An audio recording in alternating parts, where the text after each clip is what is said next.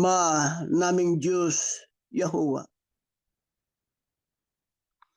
Dumating na ang oras ng aming pagsamba po sa iyo. Kaming lahat na dumadalo sa oras na ito, matunghayan mo kami na kami galing sa iba't ibang lugar, iba't ibang panig ng mundo. Ngunit, Ama, kami sama-sama at nag-iisa, sasamba at pupuri sa iyong banal na harapan. Tanggapin mo sana ang bawat isa sa amin.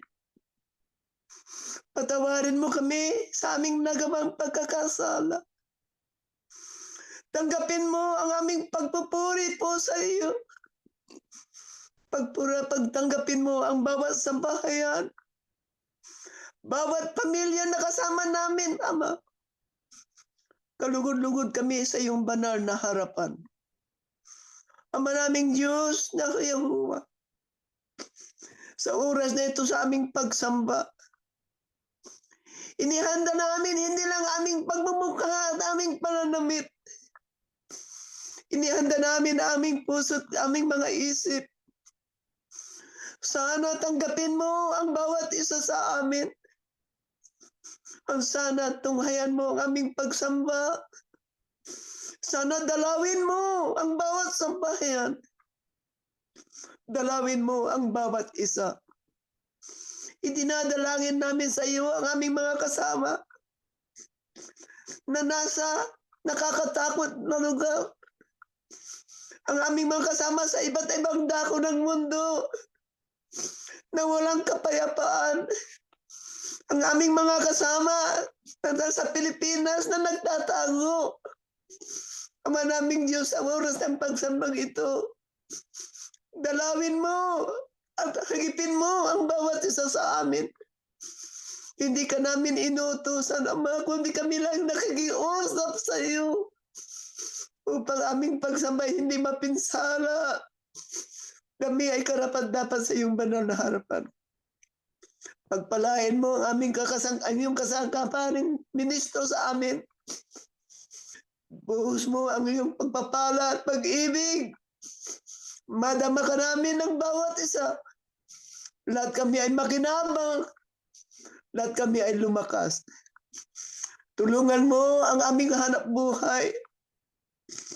Tulungan mo ang aming mga ari-arian. Buhos mo sana ang iyong pagpapala. Huwag sanang magipit ang iyong mga anak. Ang lahat ng aming pangangailangan araw-araw ibigay mo sa amin. O kami magpagpatuloy sa aming landasin. Tanggapin mo ang aming abang-abuloy. Hindi ito ay ang kabayaran ng aming kaligtasan. Kundi sana ito'y magamit sa iyong kapurihan. Mapaglingkuran ka ng marami kasama namin sa paglilingkod na ito. Lubos ang aming lubos ang aming pag-asa. Pinakinggan mo ang bawat isa. Dinalaw mo ang bawat isa sa amin at aming bawat sambahayan. Tinanggap mo kami at pinatawad mo na kami sa ngalan ng aming tagapagligtas, Yahushua Amasiah. Amen.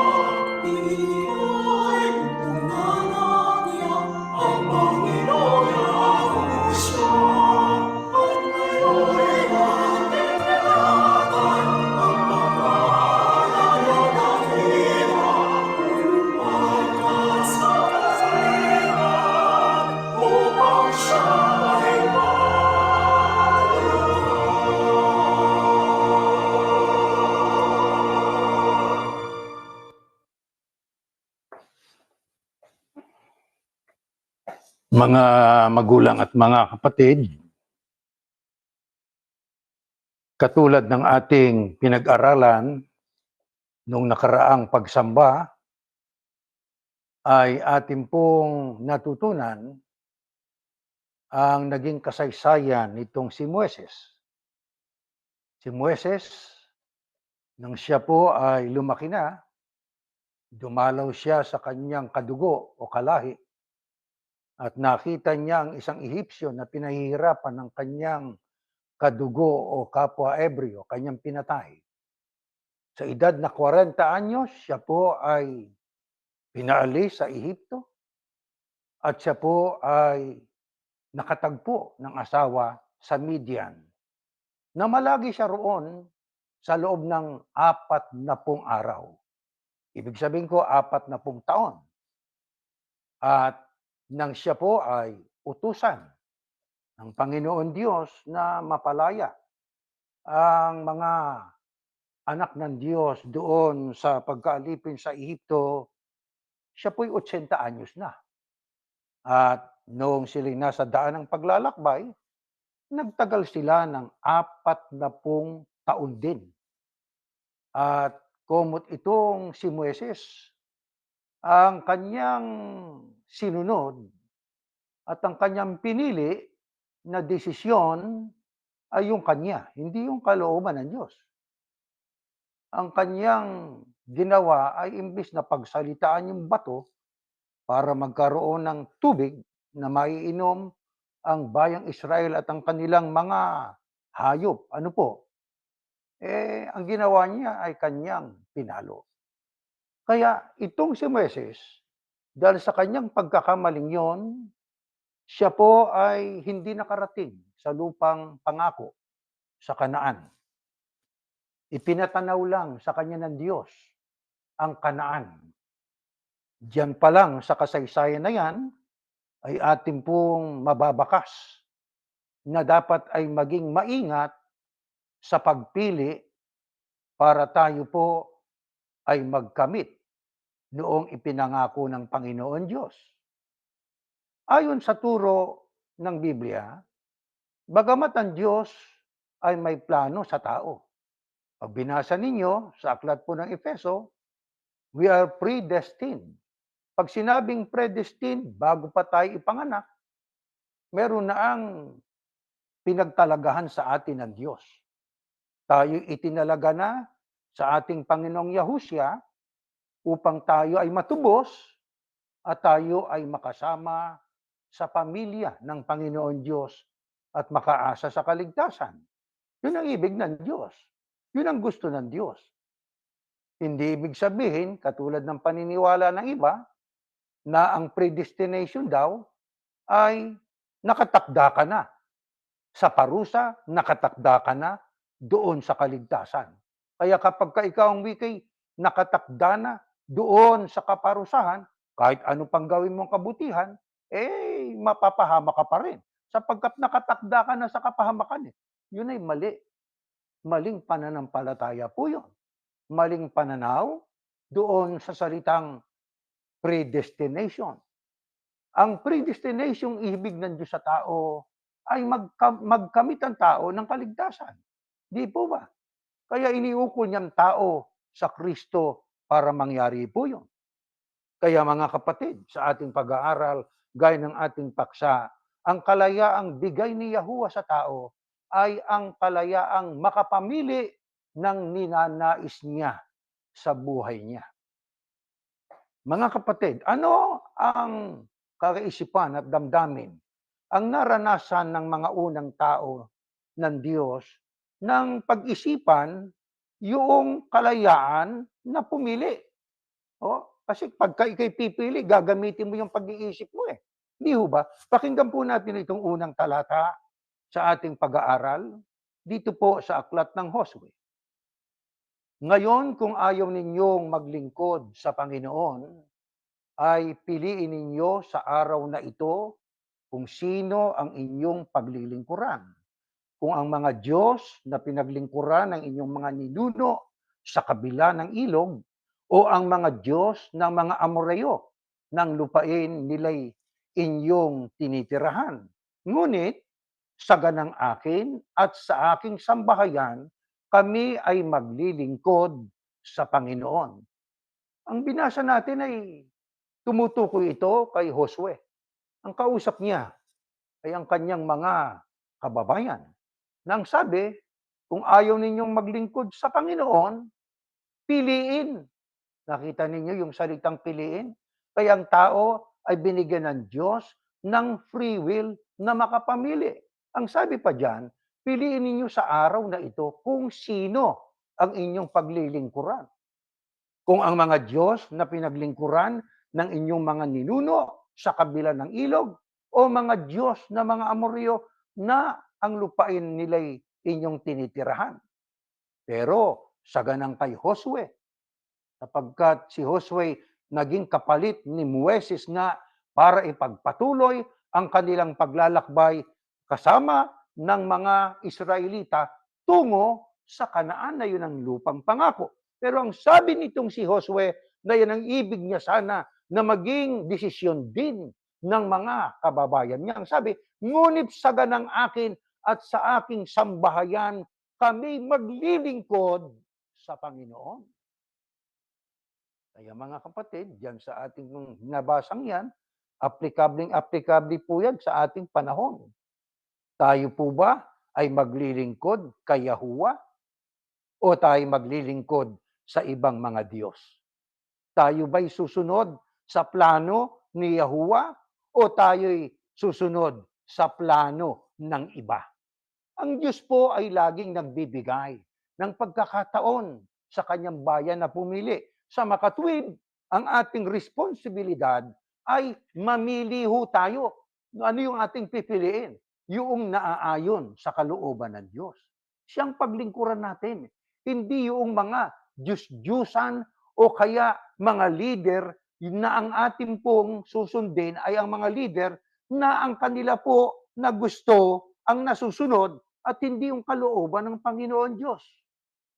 Kaya ang tanong, kailan pa ibinigay ng Diyos sa tao itong kalayaang mamili? Pakinggan po natin sa aklat ng Henesis, ganito nakasulat. At iniutos ng Panginoon Diyos sa lalaki na sinabi, malaya kang makakakain mula sa lahat ng punong kahoy sa halamanan. Subalit, mula sa punong kahoy ng pagkakilala ng mabuti at masama ay huwag kang kakain.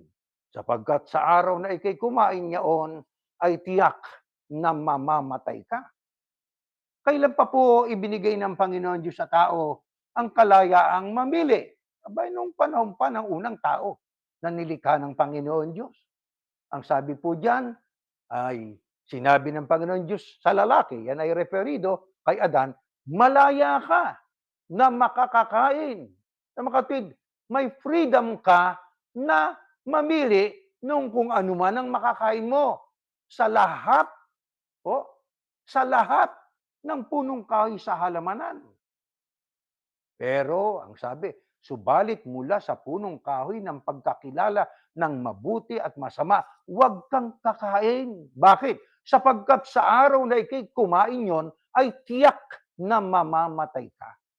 Kaya kasabay ng kalayaan na ibinigay ng Diyos sa tao, ay mayroon pong binigay ang Diyos na limitasyon. Ano yung limitasyon? Huwag lang ito. Huwag lang itong punong kahoy ng pagkakilala ng mabuti at masama. Bakit? Sa oras na kakain ka, mamamatay kang tiyak. Kaya diyan ay mayroong pinamimili ang tao. Mayroon siyang mapagpipilian. Pero alam niyo, bagamat consciously, alam po yun ni Adan. Ano? At noong lalangin ng Diyos itong si Eva, ay nalaman din yun ni Eva. Pero dahil po sa kanilang damdamin na sila ay maging katulad ng Diyos na nakakakilala ng mabuti at masama, yung damdaming yon ang nagtulak sa kanila para sila po ay mamili nung bagay na ipinagbawal ng Diyos. Kaya tayo man ay ganun din eh. Di po ba? Sa ating panahon, mga kapatid, malaya ho tayo. Binigyan tayo ng ng Panginoon Diyos ng freedom eh. Di ba? Meron tayong free will. Pero yung free will natin na yon ay kailangan po na ating tatandaan na kailangan gamitin natin yung kalayaan sa pagpili nung tama. Yung tama, yung kalooban ng Diyos. Alam nyo, hindi naman po nilikha ng Diyos ang tao para kontrolin eh. Di ba? Sabi nga ng isang scholar, God doesn't want to control people, but rather transform them. Hindi ho nilikha ng Diyos ang tao para kontrolin. Manapa, ang ibig ng Diyos ang tao, mula sa paggawa ng kasamaan ay mag-transform, magbalik loob sa Diyos, iwan ng kasalanan para mapatawad at siya'y magiging kabilang sa bayan ng Diyos. Di ba, mga kapatid? Ang sabi pa nga, some say that God gave people free will so that love could rule and not coerced. Binigyan tayo ng free will upang sa ating pagsunod, it is out of love, not out of coercion. Di ba? Magandang pananaw yan ng mga eskolar ng Biblia. Ang sabi pa, according to BibleSearch.com, ang sabi, people are unique among God's creation because they have the ability to choose how they behave and respond to God. Sa lahat ng nilalang ng Panginoon Diyos, uniko, one of a kind ang tao, sapagkat binigyan ng tao ng abilidad o ng kakayahan na mamili kung paano siya dapat na maging pagkilos niya o pagtrato niya, pagkilala niya sa Diyos. Ang sabi nga, they can choose whether or not to serve God, and God doesn't force them to serve Him. Nakita ninyo, mga kapatid? May kalayaan ng tao na maglingkod sa Panginoon Diyos, pero hindi siya pipilitin ng Diyos na paglingkuran niya ang Diyos. Mga kapatid, sa ating panahon, sa darating pang panahon, ayon sa Biblia, ang kalayaan ba ay bahagi pa rin sa ating nai-enjoy sa ating panahon? Basahin natin ito, next slide, sa Efeso. Ganito po ang ating mababasa, mga mahal na kapatid. Unawain po natin ito. Ganito nakasulat. Purihin nawan Diyos at Ama ng ating Panginoong Yahushua, Kristo, na siyang nagpapala sa atin sa Kristo ng bawat pagpapalang espiritual sa sangkalangitan. Ayon sa pagkapili niya sa atin sa kanya bago itinatag ang sanglibutan upang tayo maging banal at walang dungis sa harapan niya sa pag-ibig. Ibig nating ipapansin, itong pahayag ng Apostol Pablo ng kanyang kausap ay ang mga kayahusya na ayon po sa versikulo 4, ayon sa pagkapili niya sa atin. Sino ang tinutukoy noong panghalipnan niya? Ang Diyos. Ayon sa pagkapili niya sa atin, sa kanya bago itinatag ang sanglibutan. Bago pa itinatag ang sanglibutan, meron ng pinili. Ano yon? Upang tayo ay maging banal at walang dungi sa harapan niya sa pag-ibig. Bago sa makatwid, bago pa tayo nilikha ng Diyos, tayo pinili na. Pero ang destination natin ay sa kabutihan. Sabi nga, maging sa Kristo upang tayo maging banal at walang dungi sa harapan niya sa pag-ibig. Yan ang gusto ng Diyos. Kaya tayo iniukol sa Kristo, wala pa man tayo, mga kapatid. Pero wala po siyang itinakda na kahit anong gusto mong gawin na mabuti ay nakatakda ka sa parusa, parurusahan ka. Kahit na ikay gumawa ng masama, pero pag nakatakda ka sa kaligtasan, ay ligtas ka. Hindi ganon ang ating pong dapat na maging pananaw. Upang tayo maging banal, yan ang ibig ng Diyos. Kaya sa unang Timoteo 2:4, ang sabi roon na siyang may ibig ng lahat ay mga ligtas at makaalam ng katotohanan. Yan ang ibig ng Diyos. Yan ang destination na ibig ng Diyos na makamit at marating ng lahat ng tao.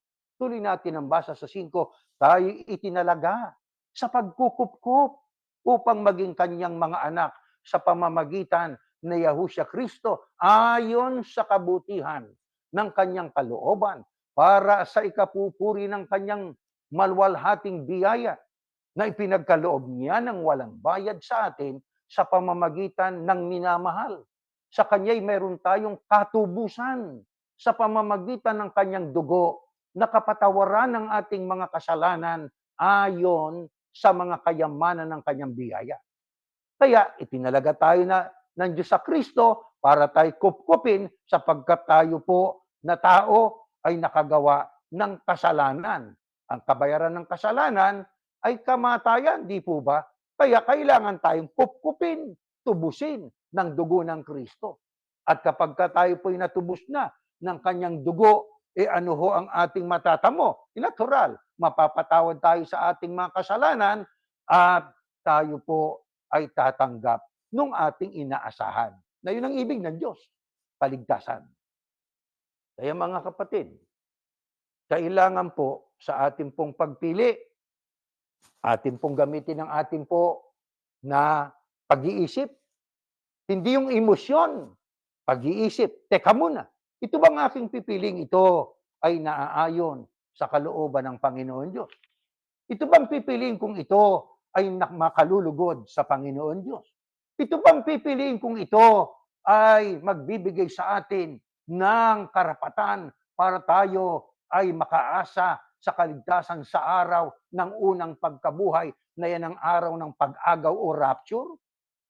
Yan ang ating dapat na gawin, mga kapatid. Hindi tayo kinukuers ng Panginoon Diyos. We have to choose out of love, out of our own understanding. Hindi niya tayo pipilitin po, mga kapatid. Ngayon, paano ho natin malalaman kung ang ating pinili ay yung ibig ng Diyos? Pakinggan natin, Santiago 4:7-8. Next slide. Kaya pasakop kayo sa Diyos. Labanan ninyo ang diablo at siya'y lalayo sa inyo. Lumapit kayo sa Diyos at siya'y lalapit sa inyo. Maglinis kayo ng inyong mga kamay, mga makasalanan, at pakabanalin ninyo ang inyong mga puso, kayong mga may dalawang pag-iisip. Alam niyo yung salitang dalawang pag-iisip, yan po ay nangangahulugan na ikay nagdududa, nag-aalinlangan ka. Nag-aalinlangan ka, gagawin ko ba ito o hindi? Teka muna, anong dapat natin gawin para ating matiyak na ang ating pipiliin po ay yung ayon sa kalooban ng Diyos? Diyan pa lang sa bungad ng ating binasang bersikulo ng 4 ng Santiago. Kaya't pasakop kayo sa Diyos. Labanan ninyo ang diablo. Bakit dapat labanan ng diablo? Sapagat ang nagpupula ng masamang isipan para ating mapili yung labag sa kalooban ng Diyos, ang diablo. Di ho ba? Kaya paano natin malalaman ng ating pipiliin na aayon sa kalooban ng Diyos? Di sa Diyos tayo pasakop. Paano yun? Lumapit tayo sa Diyos. At ano sabi ni Pablo? Lalapit siya sa atin. Ano pa dapat gawin? Maglinis kayo ng inyong mga kamay. Mga makasalanan. Pabanalin ninyo ang inyong mga puso. Kayong mga may dalawang pag-iisip. Alam niyo, nagpupuna ng pagdududa kung ating susundin ang kalooban ng Diyos, ang diablo. Sapagkat ang diablo ay itinulag sa liyong umuungal sa konting panahong natitira niya, ang ibig niya ay makaakit pa siya, makapandaya pa siya ng mga taong makakasama niya doon sa parusa sa araw ng paglalapat ng Diyos ng kanyang galit sa mga taong ang pinili ay yung gusto ng kaaway ng Diyos. Kaya paano natin malalaman, mga kapatid, kung yung aral na ating sinusunod, yung utos na ating sinusunod yung po'y naaayon sa kalooban ng Diyos. Pakinggan natin. Next slide. Ganito nakasulat. Kinagabihan, pinapunta ng mga mananampalataya sina Pablo at Silas sa Berea. Pagdating nila roon, pumunta sila sa sambahan ng mga Hudyo. Mas bukas ang kaisipan. Mas bukas ang kaisipan ng mga taga-Berea kaysa mga taga-Tesalonika. Gustong-gusto nilang makinig sa mga itinuturo ni na Pablo at araw-araw nilang sinasaliksik ang kasulatan para tignan kung totoo nga ang mga sinasabi ni na Pablo. Marami sa kanila ang sumampalataya, kabilang dito ang mga Gregong babae na kilala sa lipunan at sa mga Gregong lalaki. Paano ho natin, mga kapatid, ayon sa ating pag-aaral na malalaman na yung ating pong susunding aral, uutos, yun ang gusto ng Diyos. Tularan natin ang mga taga-Berea. Ang mga taga-Berea po, mga tagasunod ng ating Panginoong Yahusya. Inabot yan noong mga siwa itong si Pablo. Nakarating sila doon sa lugar ng Berea. Pagdating niya roon, pumunta sila sa sambahan ng mga Hudyo. Andoon ay ipinaliwanag ng talata na mas bukas ang kaisipan, mas open-minded itong mga taga-Berea kaysa taga-Tesalonica. Ang mga taga-Tesalonica, ang mga tagasunod ng Panginoong Yahusya ay open-minded din. Lamang mas open-minded itong mga taga-Berea. Bakit? Paano nahayag yung kanilang pagiging open-mindedness? Gustong-gusto nilang makinig sa mga itinuturo ni na Pablo. Nandoon yung pananabik. Nandoon po yung eagerness sa pakikinig. Hindi ka pares ng iba, alukin mong mga mag-aral tayo, ayaw ka agad. Itong mga taga-Berea, gustong-gusto nilang makinig kay Pablo. Pero ito, ginawa nila. Araw-araw nilang sinasaliksik ang kasulatan para tingnan kung totoo nga ang mga sinasabi ni na Pablo. Kaya masama yung tagapakinig lang na hindi nagsasaliksik. Kapag ka tagapakinig ka lang, madali kang madaya. Opo, madali kang madaya. Pero kung tagapakinig ka na, nagsaliksik ka pa, paano po yun? Katulad ng mga taga-Berea, araw-araw nilang sinasaliksik ang kasulatan. Ano layunin nila? Para tignan kung totoo nga ang mga sinasabi ni na Pablo. Tiyakin din natin, mga kapatid, tayo po ba ay nagsasaliksik? O baka naman sa ating pagsambang ito tagapakinig lang kayo. Ang nagsasaliksik, kaya nga po mayroon tayong mga talata sa screen, basahin po ninyo. Gamitin po natin ang ating pag-iisip na ibinigay sa atin ng Diyos. Di ba? Biniyayaan tayo ng Diyos ng abilidad para tayo makapamili, para tayo makapag-isip. Gamitin po natin yon. Di po ba? Ano naging resulta doon sa mga taga-Berea? Bunga ng kanilang pagiging open-mindedness. Nagsaliksik, nakinig, nagsaliksik, nagbasa ng Biblia. Marami ho ang sumampalataya. Bakit? Natiyak kasi nila na yung kanilang napakinggan kay Apostol Pablo ang napagtuturo ay tunay at totoo sapagkat bukod sa kanilang napakinggan, binasa pa nila ang Biblia. Kaya alam niyo, pagka binasa ninyo sa Apokalipsis 1:3, ang sabi roon, malaking pagpapala ang nararapat sa taong nagbabasa ng mga salita ng minsaheng ito mula sa Diyos. Kaya may pagpapala sa nagbabasa. Kaya magbasa tayo, mga kapatid. Kung kayo may cellphone, dapat mayroon kayong Biblia sa cellphone nyo. Diba? Atin pong, sabi nga, gawin yan araw-araw. Maging bahagi na ng buhay natin. Kaysa tayo magbasa ng mga balitang negatibo, magbasa tayo ng mga talata ng Biblia. Mahalaga po yun. Ano ang pinakamainam na paraan para malaman natin ang tagubilin ni Yahuwah at ano ang dapat nating makuha para sa ating sarili? Pakinggan natin. Ganito nakasulat sa Aklat ng Kawikaan. Ito po ang ating mababasa. Mapalad ang bumabasa, no? Ito na, sa next slide, sa Kawikaan, Proverbs. Na ganito po ang ating next slide. Yan, sa Kawikaan, no? At may English tayo dyan. Sa inyo, o mga lalaki, tumatawag ako. At ang aking sigaw ay sa mga anak ng mga tao. O kayong mga walang muwang. Pag sinabing walang muwang, parang bata, di ba? Walang kamuwang-muwang. Matuto kayo ng katalinuhan. Pero itong kausap diyan sa Kawikaan ay yung mga lalaking may isip na. Di ba? Kaya lang walang muwang, hindi kasi nagbabasa Walang muwang. Di ba? Kaya ang sabi, matuto kayo ng katalinuhan. Paano ka tatalino kung hindi ka nagbabasa? Paano ka tatalino kung wala kang tinutunghayan na para basahin? Di ba? At maging maunawain kayo, kayong mga hangal. Kaya nga hangal hindi maunawain. Ano panawagan ng Biblia? Maging maunawain. Sa Bibliang Ingles, ang sabi ang katumbas, I am calling out to all of you. I am speaking to everyone. You who are ignorant, learn to be wise. You who are foolish, get some common sense. Kaya sa ating pagbabasa, una, kailangan hilingin natin sa Ama, Ama, bigyan mo kami ng sentido common sense. Kaya kailangan natin din ng common sense po Bakit mahalaga ang common sense? Yun ang correct na way ng thinking natin 'Di ba? Sentido common. Kaya pagka tayo walang sentido common, disgrasya abutin natin yan. Bakit? Hindi natin magagamit yung ating matuwid na paghuhusga di ba? Kasi yung common sense na yan po ang maglilid sa atin para atin pong siyasatin, usisain ang ating napakinggan. Bawat isa sa atin may common sense. Maliban na lang sa ayaw magkaroon ng common sense. Ang tawag nga hangal, di po ba?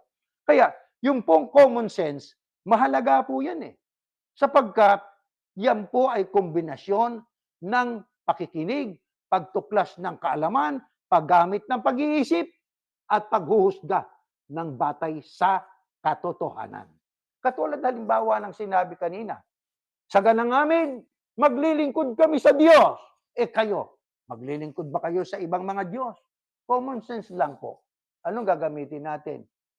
Common sense. Ano nga ang gagawin natin? Pipiliin ko yung pinili ni Josue. Maglilingkod ako sa Diyos ko. Hindi sa mga Diyos-Diyusan na gawa ng kamay ng tao. O kaya ay sa mga leader na kinikilala na rin Diyos ng mga tagasunod niya. Di po ba mga kapatid? Kaya kailangan talaga aktibong nagbabasa, aktibong nakikinig, nagbabasa, at isinasa katuparan yung kanyang napakinggan. Ganyan ang kailangan sa atin mga mahal na kapatid. Lalo na sa panahon ito, napakaraming mangangaral. Kaya sa ating pag-aaral, lagi niyong suriin. Basahin niyo, intindihin natin, at gamitin ng common sense, saka tayo maghusga, saka tayo mag-decide para sa inyong sarili. Hindi ho kami ang maghuhusga para sa inyo. Itong aming ginagawa ay paghahayag ng aral ng Diyos.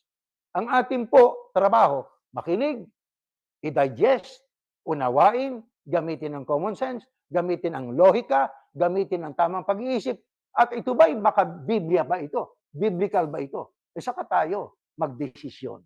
Yan po ang tama.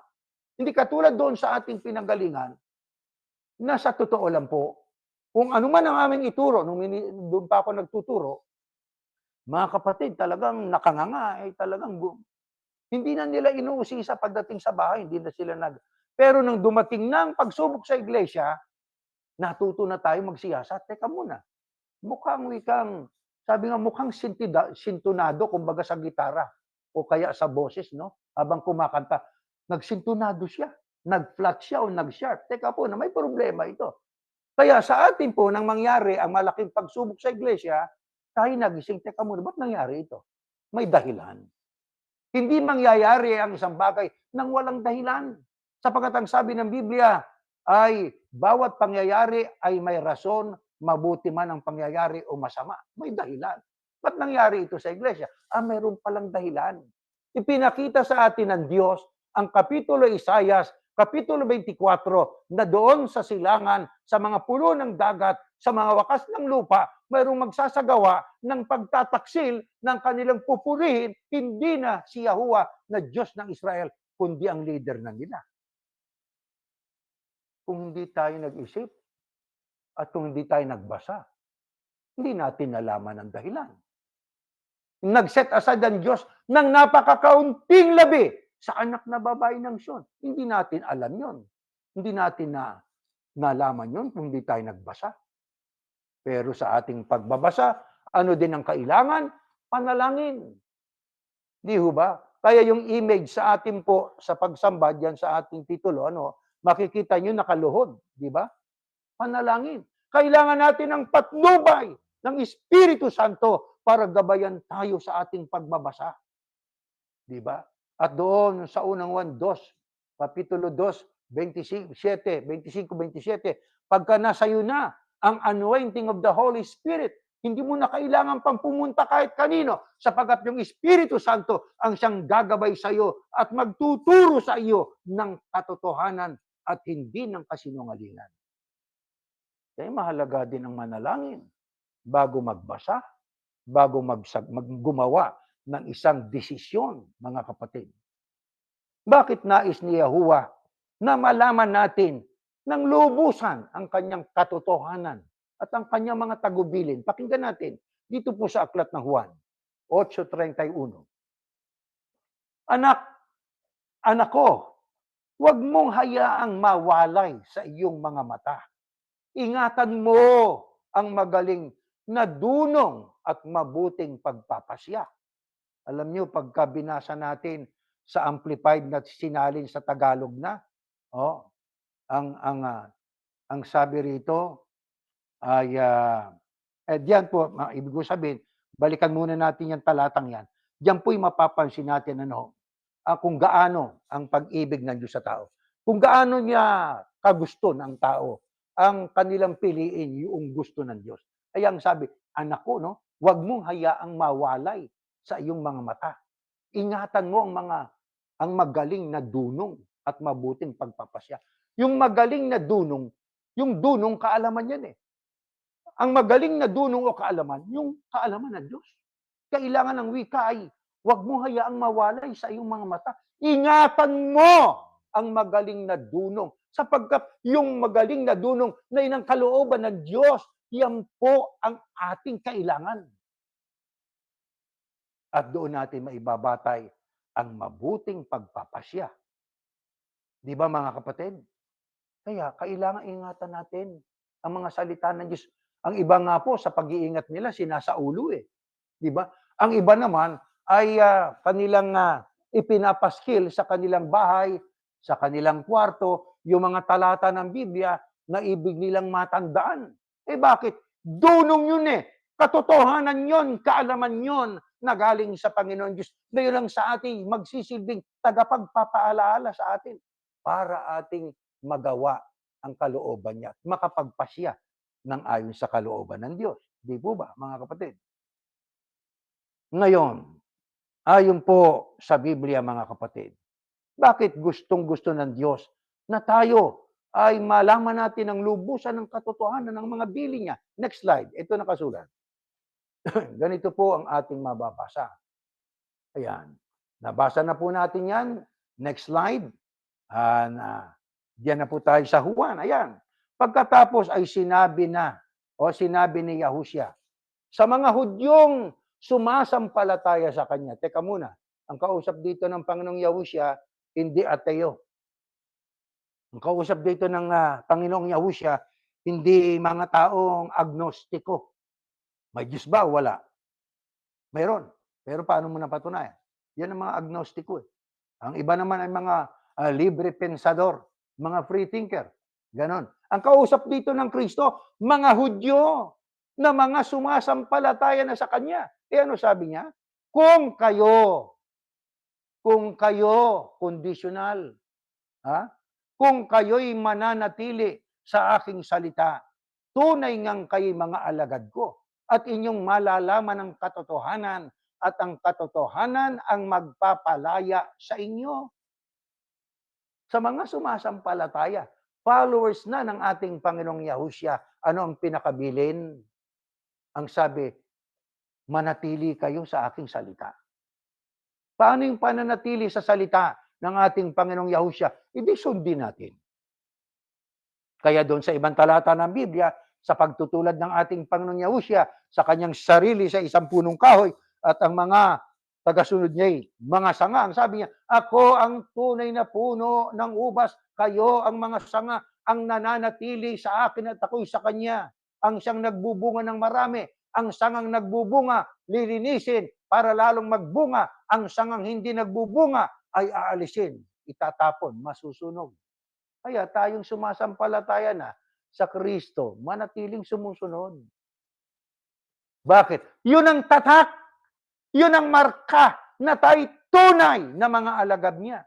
Sabihin man natin, ng 1,000 beses na tayo alagad ng ating Panginoong Yahushua, ngunit tayo hindi nananatili sa pagsunod sa kanyang mga kalooban, sinungaling tayo.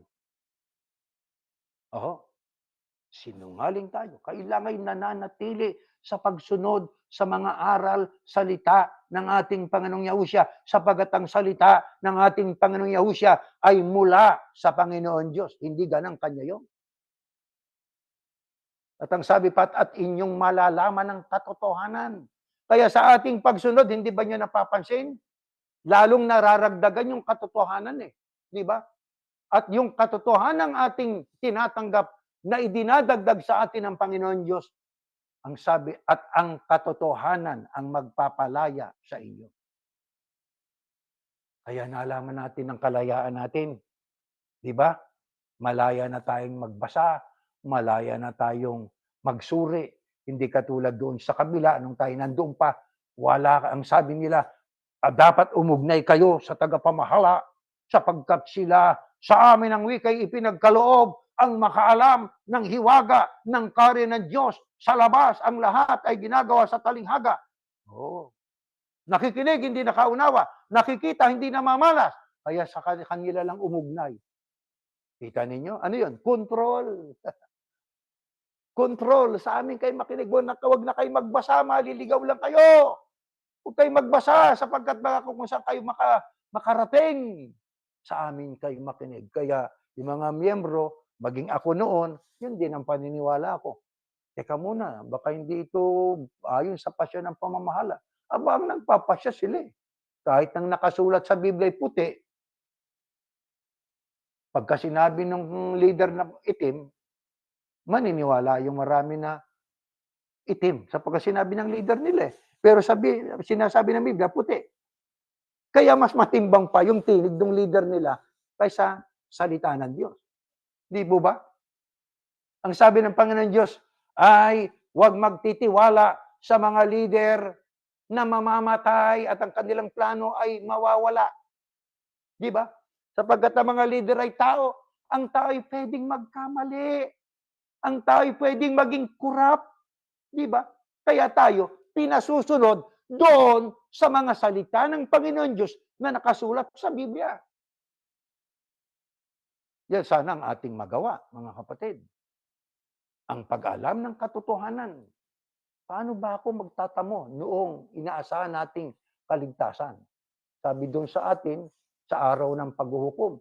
Sa paghuhukom, pagbaba na ng Kristo po yun eh. Kasama ng mga anghel, di ba? Kasama ng raptured Christian. Ang kaligtasang unang pagkabuhay ay sa rapture. Kailan natin natutunan yon? Nung tayo po ay nagsiyasat na. Bakit? Binigyan na tayo ng kalayaan eh. Bakit nga? Nalaman na natin yung totoo. Kaya kung ikay nasa isang organisasyon na wala kang kalayaang magsiyasat at magsuri at magbasa, wala ka sa katotohanan. Masakit man pakinggan, pero totoo. Sapagkat ang katotohanan ang magpapalaya sa inyo. Sa makatwid kung sila po ay walang kalayaan, wala sila sa katotohanan. Anong katunayan wala sila sa kalayaan? Alipin sila ng isang leader eh. Kung ano yung gusto ng leader nila, yun lang ang pakikinggan nila. Kahit na itinuturo ng Biblia, pag hindi tinuro ng leader nila, hindi nila ituturo yon. Hindi nila pakikinggan yon. Hindi nila sasampalatayanan yon. Kaya mga kapatid, dito sa ating pong ginagawang pag-aaral, kailangan nating marating na. Panahon na eh. Marating na natin yung kalagayan na nakahanda na tayo para tayo po ay maging dapat sa pagsalubong sa ating Panginoong Yahushua, mga kapatid. Anong isa sa halimbawa na ating pinaniniwalaan noon na ginagawa natin na sa tingin natin ay nakalulugod sa Diyos pero ang totoo, ikinagagalit pa ng Diyos. Ito, pakinggan ninyo, mga kapatid. Next slide po. Sa Gawa 7. Next slide. Nabasa na po, nabanggit na po natin yan, ng kabayaran ng kasalanan ay kamatayan, kaya kailangan talagang malaman ng totoo para matubos ay maging tagasunod ka ng Kristo, di ba? Ito ang ating paniniwala noon eh.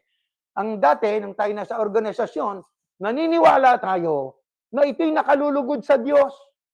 Pero hindi pala. Mana pa, ikinagalit pa ng Diyos eh. Bakit? Ito yan.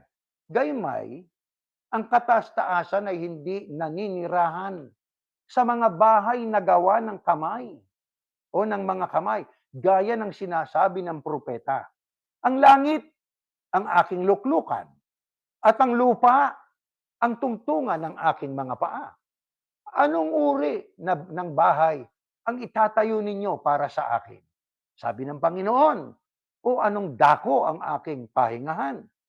Hindi ba ang aking kamay ang gumawa ng lahat ng mga bagay na ito? Kayong matitigas ang ulo at hindi tuli ang puso't mga tenga. Kay laging sumasalungap sa Espiritu Santo. Kung ano ang ginawa ng inyong mga ninuno, ay gayon din ang ginagawa ninyo. Yan ay may kinalaman sa pagtatayo ng kapilya o dako ng bahay-sambahan. Diyan po ay ating mababakas kung ano ang sinabi ng Diyos. Wala tayong tutol na yung plano ni David na ipagawa ang Diyos ng isang lugar na permanente. Kasi ang Israel noon, di ba, nung naglalakbay, sa tabernakulo lang sila sumasamba. Dumating sa panahon ni Haring David, plano niya ipagawa ang Diyos ng isang permanenteng lugar para doon ilagay yung kaba ng tipan. Perme, nandoon na. Yan nga ang templo. Pero sinabi ng Diyos sa kanya, hindi sa panahon mo mangyayari ang pagpapagawa ng templo, kundi sa panahon mo. Kaya sa panahon ni Haring Solomon, na ipagawa yung templo. Di po ba? Yun ang unang templo. Pero yun ay winasak yun ng mga Babylonians nang sila ay maalipin ng mga taga-Babylonia. Pero alam nyo mga kapatid, pagka ating pong binasa, ito pong nakasulat sa Hagay 1:7-15, ito ang batayan. No, we'll just go back there. I'm just explaining this, and this is not included in our slide. Sa Hagay po, ang sabi kasi doon, isipin ang sinabi ko, ngunit una, pumunta ka sa mga burol, kumuha ka ng kahoy para sa aking templo, upang maipagmamalaki ko ito, doon ako sambahin. Ayan. Sina Zorobabel at Josue, kasama ang iba pang nakabalik mula sa pagkatapon sa Babylonia, ay sumunod sa mensahe ni Yahuwah na sinabi ng kanyang propetang si Hagay. Ito po yung second temple. Yang 1:8 ng Hagay na binabasa doon sa ating iglesia na pinanggalingan para ikampanya ang pagpapatayo ng kapilya, ang kanilang binasa Hagay na ito'y tumutukoy sa pagpapagawa ng ikalawang templo. Rebuilding of the second temple. Because the first temple was destroyed, sabi nga, ng mga Babylonians. Kaya, nang sila po'y makalaya sa Babylonia, di ba, pinayagan naman sila nitong hari ng Persia, na si Ciro, na sila'y mai-rebuild nila yung templo. Yung batayang yon, inaangkin nila ng iglesia na ating pinanggalingan. At yun ang kanilang itinuturo. O, di ba? Sa mga tao. Kaya kailangan ng wika, magtipon construction tayo. Walang tigil yon. Naku, hanggat buhay ka, hanggat may langit at lupa, tuloy-tuloy yun. Ang batayan nila ay yung iniutos ng Diyos kay Hagay na panahon ng mga propeta. Kasama na itong sina Zorobabel at Josue na ma-rebuild ang second temple. Mga kapatid, kaya ang sabi ng Diyos dyan, sa ating binasa, sa bagong tipana, ang sabi, ang langit ang aking luklukan, ang lupa ang tugtungan ng aking mga paa. Anong uri ng bahay ang itatayo ninyo para sa akin, sabi ng Panginoon, o anong dakong aking pahingan? Hindi bang aking kamay ang gumawa ng lahat ng mga bagay na ito?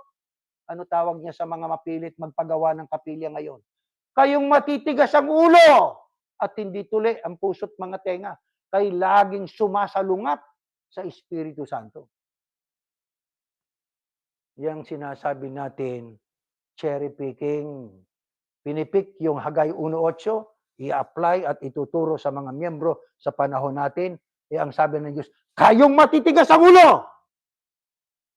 Matigas ang ulo ang trato ng Diyos dyan sa mga tao na patuloy na ipinagpagawa ang Diyos ng mga bahay-sambahan. Bakit, mga kapatid? Ano ang dahilan? Ano ang dahilan? Pakinggan po natin, next slide. Sino na ba ang templo? Sino na ang templo? Hindi ba ninyo nalalaman na kayo ay templo ng Diyos? At ang Espiritu ng Diyos ay naninirahan sa inyo. Kung paano ang templong literal o building, unang templo, second temple, doon naninirahan ang Panginoon Diyos. Ang Diyos ay nagpapakarana sa kanila.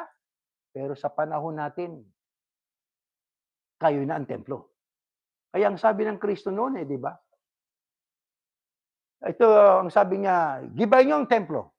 At sa loob na 3 araw ay aking itatayo. Sabi ng mga kausap niya, 46 na taong pinagawa yan ng aming mga ninuno. Sa loob ng 3 taon, ng 3 araw lang itatayo mo. Hindi nila naintindihan kung ano yung templong tinutukoy ng Kristo. Ang sabi niya, ang tinutukoy na templo doon ay yung katawan niya. At yung sabi din niya sa mga alagad niya, yung sinabi ni Pablo, hindi ba ninyo nalalaman na kayo'y templo ng Diyos? Kaya na sabi ng Diyos, anong klaseng bahay ang inyong ipagagawa para magiging kapahingahan ko? Magiging dako ng kapahingahan ko. Anong klaseng bahay? Ang langit ay luklukan. Ang pako, ang lupa ay tungtungan ng aking pa. Anong klaseng bahay ang ipagagawa ninyo? Kayo ng templo. Yung nagpapagawa pa ng templong building, matitigas ang ulo. Kaya yung paglilinis, pagbabantay ng templo, ng kapilya. Sabi ng Diyos, ano sabi ng Diyos? Matitigas ang ulo nyo. Kaya akala natin, nababanal tayo, naglilinis tayo ng kapilya. Akala natin po, sa ating ginagawa noong pagbabantay, nagmamalasakit tayo. Kinagagalit ng Diyos yun . O sige, mamili ho kayo. Gamitin natin ang ating common sense. Maliwanag sa Biblia na tayo ng templo. Ito ng templo. Hindi na yung building. Sapagkat ito pong ating ihaharap sa Panginoon Diyos. Ba't natin pagpipilitan pa yung ikinagagalit ng Diyos? Halimbawa lang yan, mga kapatid. Isang halimbawa lang yan ng mga katotohanan na dapat nating sinusuri. Dapat tayong nagbabasa. Kailangan sa atin po ay ginagamit natin ang abilidad nating bigay ng Diyos. Makinig, magbasa, suriin, huwag lang basta tagapakinig, sapagkat kung tagapakinig lang, madali tayong mailigaw. Ano pa sabi ng Biblia kaugnay nitong templo? Next slide, ito nakasulat sa ating pong babasahin sa sulat pa rin ni Pablo. O hindi ba ninyo nalalaman ng inyong katawan ay templo ng Espiritu Santo na nasa inyo, na tinanggap ninyo mula sa Diyos at kayo hindi sa inyong sarili. Ang inyong katawan ay templo. Literal, ang liwanag niyan. Templo. Temple is the place of worship to Yahuwah. If you want to worship Yahuwah, templo noong panahong una. Tayo ngayon pwedeng sumamba sa bahay-bahay. Tayo ng templo . Sa atin na mananahan ng Espiritu Santo, sa atin na mananahan ng Panginoon Diyos. Huwag matigas ang ulo. Kaya yung sinasabi nila, pag hindi ka sumamba sa kapilya o sa simbahan o kaya sa place of worship ng mga iba't ibang reliyon, hindi ka makasasamba sa Diyos. Mali po yun. Mali. Ano yun? Control. Gusto nilang makontrol ang tao. Pumunta kayo rito para lahat doon ay diktahan nila. Di ba? Diktahan nila ang mga miyembro nila.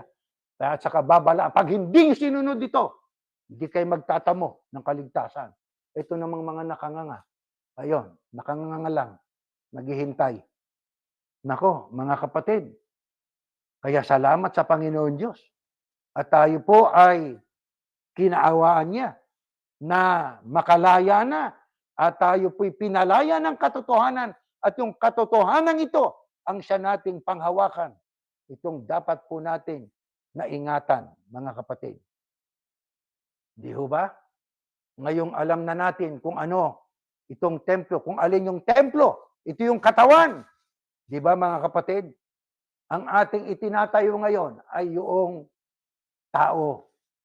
Ano ang ating ginagawa? Ipahahayag ang aral ng Diyos. Sumampalatayang tao, siya ay nabautismuhan, na itayo siyang templo.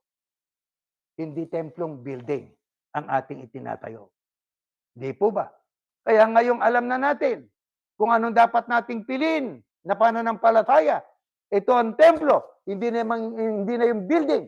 Mga kapatid, ano ang kailangan natin gawin ngayon? Ito, pakinggan po natin. Pagkat nasa atin naman ang kalayaan eh. Ito pa rin ang bilin sa atin. Balikan natin ang matandang tipan. Next slide. Ito, may kalayaan pa rin tayo. Tinatawagan ko langit at lupa bilang saksi laban sa inyo sa araw na ito, na aking inilagay sa harapan mong buhay at kamatayan, ang pagpapala at sumpa. Kaya piliin mo ang inyo at ng inyo o ng iyong binhi ang buhay upang ikay mabuhay. Ibigin mo ang Panginoon Diyos, sundin ang kanyang tinig at manatili ka sa kanya sapagkat ang kahulugan yon sa iyo ay buhay at haba ng iyong mga araw upang matirahan mo ang lupaing ipinangako ng Panginoon na ibibigay sa iyong mga ninuno, kina Abraham, Isaac at Jacob. Sapagkat mga kapatid, ay tinawag sa kalayaan, subalit huwag lamang ninyong gagamitin ang inyong kalayaan bilang isang kadahilanan para sa laman, kundi sa pamamagitan ng pag-ibig ay maging alipin kayo ng isa't isa. Diyan sa lumang tipan, after all, na malaman natin ang mga katotohanan ito. Kasama na nga po yung templo. Tayo ng templo. Mayroon namang naniniwala pa rin, matigas ang ulo. Ang templo daw na dako na doon titira ang Diyos, yung literal na building. Sabi ng talata ngayon, sabi ng Diyos, naglagay ako sa harapan mo ng pamimilian mo. Sabi niya sa tao, lalagay ako ng buhay at kamatayan, pagpapala at sumpa. Isipin ninyo. Pero ano ang ibig ng Diyos? Bagaman binigyan niya ng free will ang taong mamili, ang Diyos pa rin ang gumabay. Kaya't piliin mo at ng iyong binhi ang buhay upang ikaw ay mabuhay. Ano ibig sabihin? Nararamdaman natin ang pag-ibig ng Diyos. Kasi baka magkamali pa ang tao. Kaya ang kanyang sinabi, eto gusto ko, piliin mo. Piliin mo. Anong pipiliin mo? Yung pagpapala. Piliin mo ano? Piliin mo yung buhay. Para ikaw ay mabuhay, pati na ang iyong binhi. At hindi lang yun, at makasama tayo sa dako na doon ay ating makakasama. Sina Abraham, Isaac at Jacob. Yan po ang permanenteng tahanan ng maliligtas sa bayang banal na may dalisay na ginto. Kaya ang panawagan sa atin, sa aklat ng Galacia, ang sabi, sapagkat kayo mga kapatid, tinawag sa kalayaan. Ano ibig sabihin? Tinawag tayo sa kalayaan, sa freedom. May freedom tayo eh. Pero yung freedom na yon, kailangan within the bounds of God's law. Ang kalayaan na yun po mga kapatid, ay saklaw ng kalooban ng Diyos. Pag lumampas ka ron, hindi na kalayaan yun. Kalayawan na yun. Kaya sabi ni Pablo, subalit wag lamang ninyong gagamitin ang inyong kalayaan bilang isang kadahilanan para sa laman. Kita ninyo? Kaya kailangan ang ating pong freedom na yon ay hindi po lalampas doon sa kalooban ng Diyos. Sapagkat, huwag mong gagamitin ang wika sa kadahilanan para sa laman. Ang laman ay sagisag ng paggawa ng kasalanan. Kaya tayo mga iglesia ni Yahushua, mga kapatid, ay dapat na mamuhay ng naaayon sa kalooban ng Diyos. Ganyan ang pag-iingat. Yung ating pinili na yun ang totoo, yun ang tama at ayon sa Biblia, yun ang ating pong pamalagiin sa ating buhay. Hindi man tayo nakikita ng ating kapwa-tao, ng ating kapatid. Ang ating dapat isipin, laging nakatunghay ang Diyos sa atin. Huwag nating abusuhin ang kalayaang ito. Huwag nating aabusuhin ang biyaya na ibinigay sa atin ng Diyos. Isinama niya tayo sa napakakaunting labi. Kapagkat ang sabi, marami ang tinawag, ngunit kakaunti ang pinili. Doon tayo sa pinili na kukunti, doon tayo po ay mamalagi.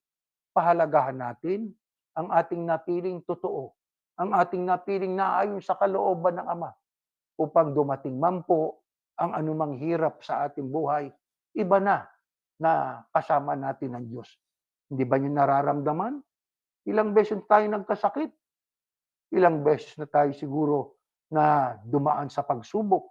Pero bakit tayo nakakaraos? Kasama kasi natin ang Diyos. Ba't sumama sa atin ang Diyos? Nakita niyang ating pagsunod.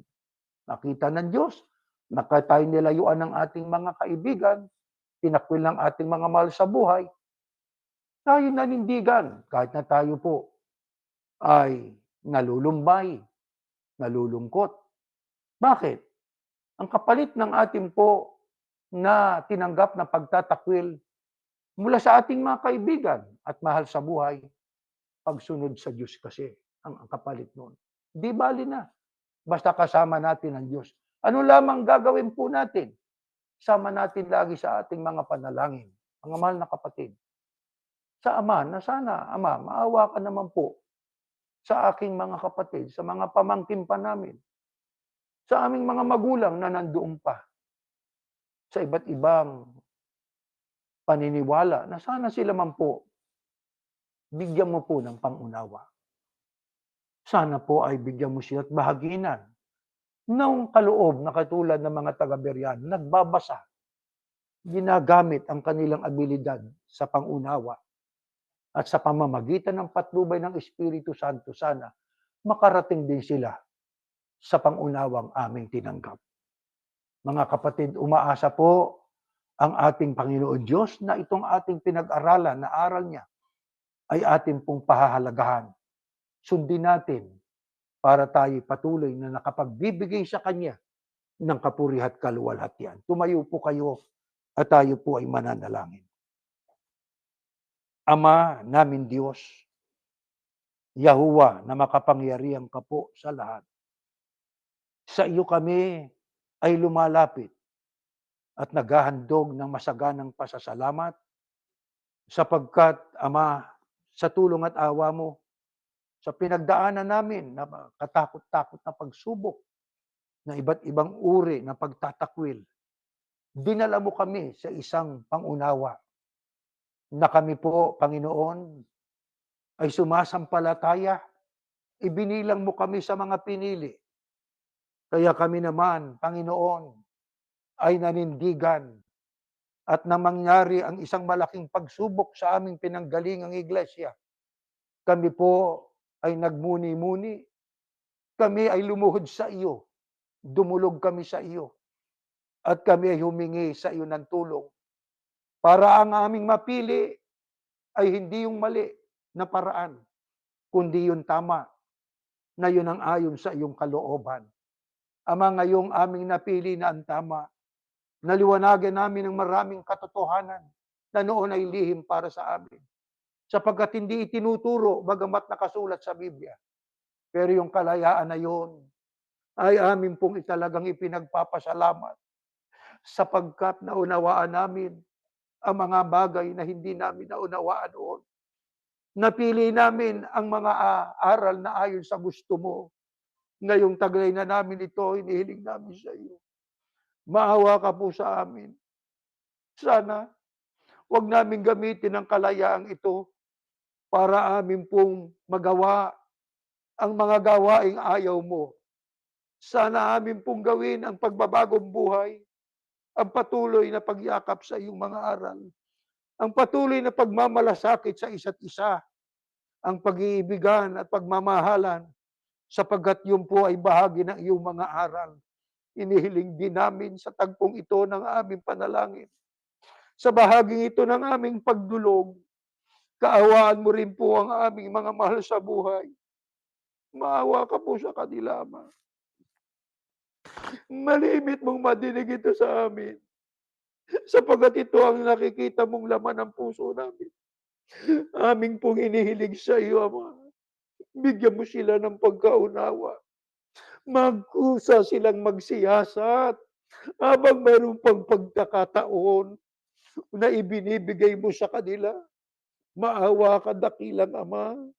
Tulungan mo sila na mamulat sa totoo at magising sa katotohanan upang sila man, Ama, ay amin po na makasama sa isang paglilingkod na iyong ikinagagalak paglilingkod na iyo po na tinatanggap at nakapagdudulot ng kaluwalhatian sa iyong pangalan.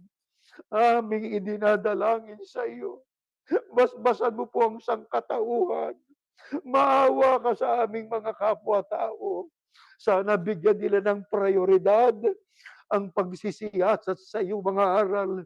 Sapagkat ang mga nangyayari sa aming panahon, sana magbigay daan ito para sila po ay magkusang magbasa, makinig sa iyong mga aral upang sila man ay magkaroon ng pagkakataon na malaman ang iyong kalooban. Salamat!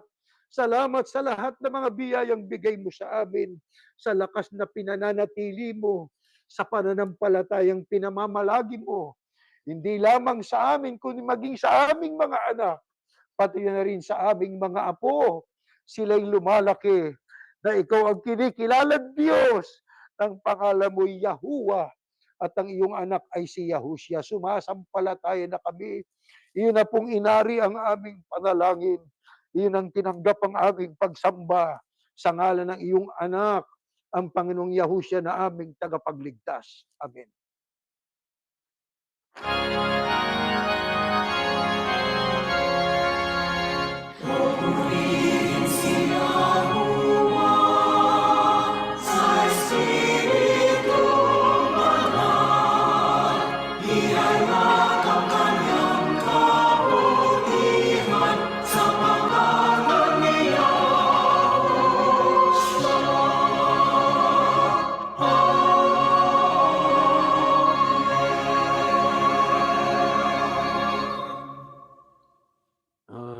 Biyayang pagliligtas ng ating Panginoong Yahushua, ang pag-ibig ng Diyos na si Yahuwah, at ang patuloy na pakikilakip ng Espiritu Santo, ang siya nawang sumaating lahat ngayon at magpakailanman.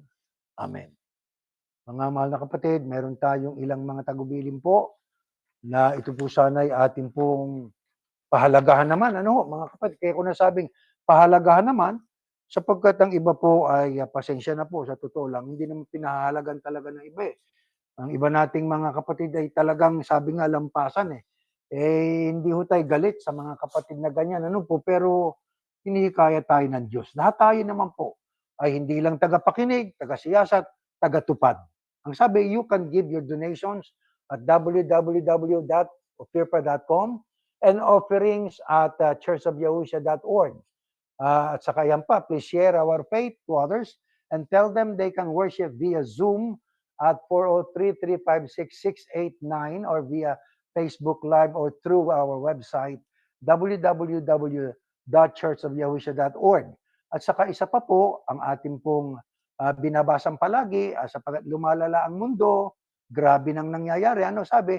First of all, then I urge that petitions, prayers, requests, and thanksgivings be offered to God for all people, for kings and others, and who are in authority, that we may live a quiet and peaceful life with all reverence toward God and with proper conduct. Huwag nating pagsawaan na isama lagi sa panalangin natin ang buong sangkatauhan po. Hanggang diyan po at tayo ay natatapos na.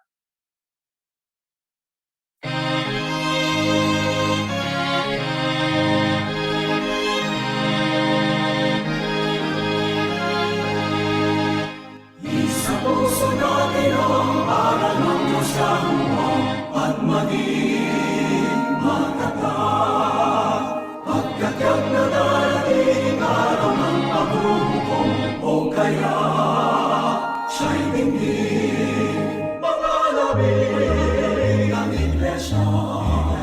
Ipagtanggol ang katwiran gamit ang sandatanya. Tayo ay manindigan sa ating